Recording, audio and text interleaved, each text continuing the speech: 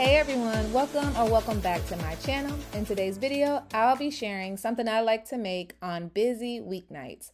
It's a chopped salad kit with salmon. If this looks like something you'd be interested in, stay tuned.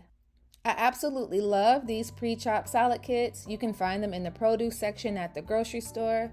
I grab a few when I go grocery shopping. And on nights where I just want to get something on the table really quickly, I add whatever protein I have on hand, toss all the ingredients together, and dinner is ready. Tonight I'm having it with salmon that I seasoned with just some simple seasonings like salt, pepper, onion powder, garlic powder.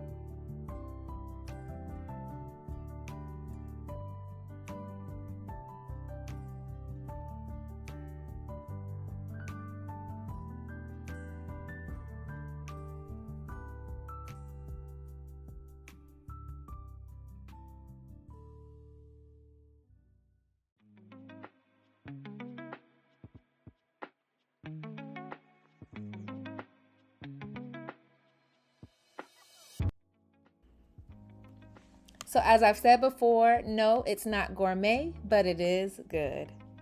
If you like what you saw in this video, please be sure to like, comment, and subscribe. And until next time, bye.